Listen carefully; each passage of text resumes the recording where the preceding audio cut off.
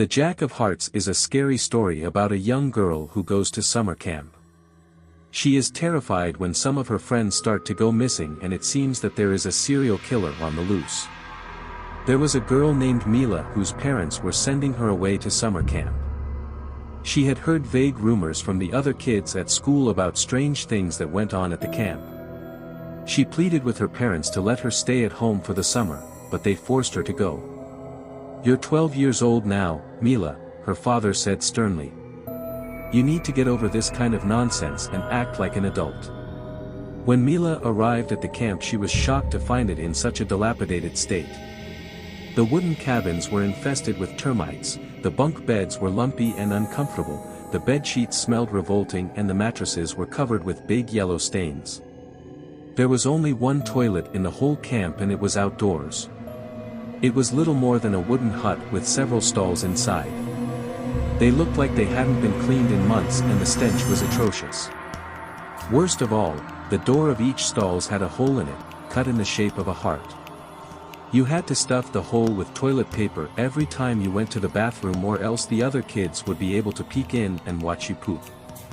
Despite the deplorable conditions, Mila managed to make friends with a few other girls. Late one night, after lights out, Mila and her friend Svetlana went out to the toilet. Mila decided to wait outside for her friend to finish. She strolled around, listening to the wind blowing through the trees and looking up at the stars. Suddenly, out of the corner of her eye, she noticed a shadow moving towards the forest. She only caught a glimpse of it for a second before it disappeared into the trees, but it seemed to be the shadow of a man. She dismissed it as a trick of the light and went back to the outdoor toilets. Mila knocked on the bathroom door and told her friend to hurry up. There was no answer. She opened the door and went inside, but all of the stalls were empty. Mila was a little offended because she assumed that her friend had gone back to the cabin without her. However, when she got back to the cabin, she found Svetlana's bed empty. She still hadn't returned and nobody knew where she was. The girls waited for an hour, but then they started to get worried. Mila woke their counselor and told him Svetlana had disappeared. The entire camp was roused out of bed and all of them went to look for the missing girl. The counselor went into the toilet with a flashlight and searched each stall, but there was no sign of Svetlana. On the floor, he happened to notice a playing card. It was the Jack of Hearts. The counselors spent all night looking for the missing girl, but she was nowhere to be found. Someone suggested that she might have run away from the camp. Her parents were called and they were worried too. The next morning, when the girl still had not shown up, they called in the police, but they also failed to find her. The other kids were terrified by the girl's disappearance and many of them wanted to go home. Some children called their parents and persuaded them to pick them up. The staff at the summer camp tried to calm everybody down. It was decided that, after lights out, nobody could go to the toilet unless they were accompanied by an adult. The counselors wanted to make sure that the other children didn't mysteriously disappear as well. That night, a girl named Aneska desperately needed to go to the toilet. She told one of the counselors. After a lot of grumbling, the counselor got out of bed and agreed to accompany her to the toilet. The girl opened the door and went in while the counselor waited for her outside. After a while, the counselor sensed something was wrong. He decided to check on Aneska, so he opened the door and peeked inside. To his astonishment, the toilet was empty and the girl was gone. All he found was a playing card lying on the floor. Again, it was the Jack of Hearts. The police were called back to the camp and when they arrived, they had a dog with them. A policeman took a pair of Aneska's dirty underwear and held it out so the dog could sniff it and pick up her scent. The dog tracked her as far as the toilet, but it refused to go any further. It seemed to be afraid of something. All of the children called their parents and asked them to come and take them home. Mila managed to contact her parents, but they said they were busy and couldn't come. No matter how much she begged them to pick her up, it did no use. She was left to fend for herself. Most of the kids in the camp were taken home by their parents. By the end of the day, there were only 7 children left, 3 boys, 3 girls and Mila. Their parents had been unable to come. All of them gathered in one cabin to spend the night.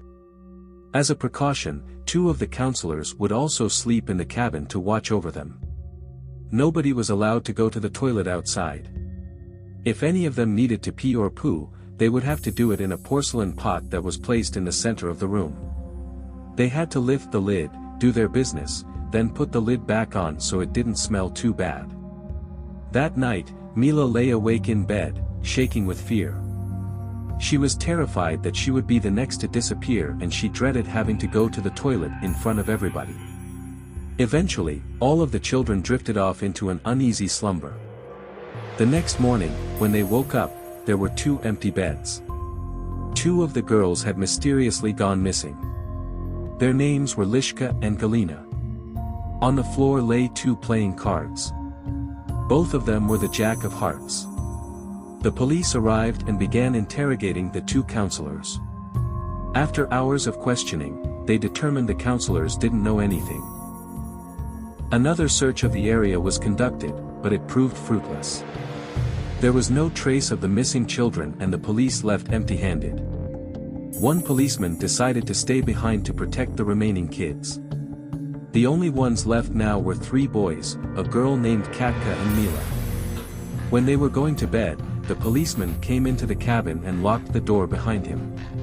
He put a chair in front of the door and sat down on it. He planned to stay awake all night to make sure nothing happened. He told the boys that they didn't need to worry. The kidnapper was only targeting girls. He said Mila and Katka were the ones who were in danger, and if the kidnapper came back, he would probably try to abduct them.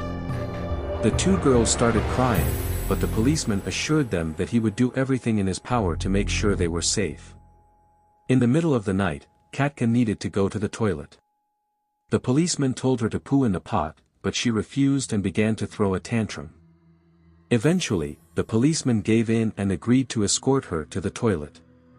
He didn't want to let Mila out of his sight, so he told her she would have to come with them. He unlocked the door, slowly stuck his head out and looked both ways. Everything seemed quiet.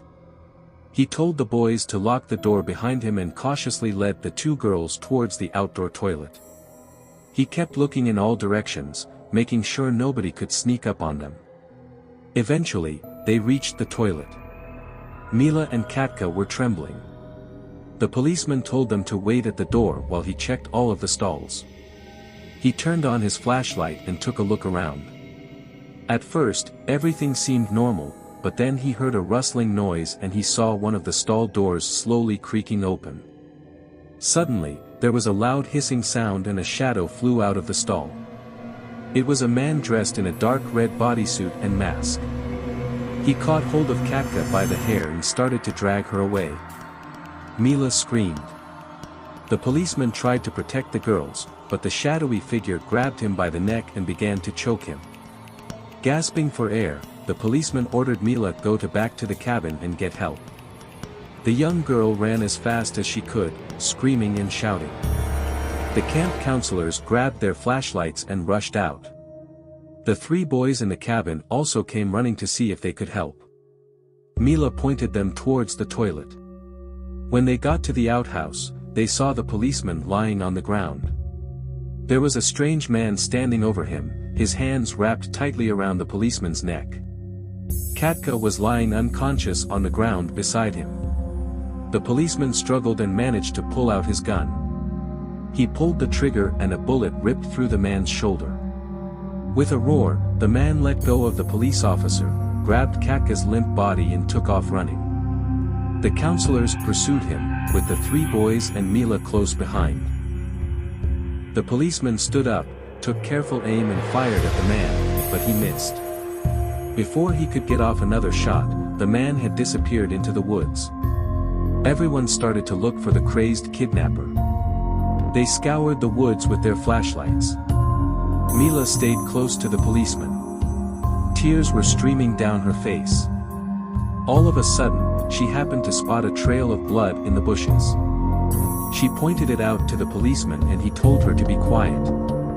Peering behind the bushes, he saw that there was a wooden hut camouflaged by the leaves and undergrowth. He called the counselors and together they approached the hut and slowly opened the door. When they saw what was inside, they were horrified and disgusted. The dead bodies of 5 young girls hung on the walls. They were naked and their heads dangled at odd angles. They had all been strangled to death and their necks were broken. Mila started crying. She recognized the girls. They were her friends, Svetlana, Aneska, Lishka, Galina and Katka. The policeman immediately contacted his superiors on the radio and reported what he had found. As dawn approached, the woods were swarming with police officers. They searched and searched, but they never managed to track down the killer. The policeman called Mila's parents personally and shouted at them down the phone, demanding that they come and pick up their daughter. Mila was finally able to relax and breathed a sigh of relief.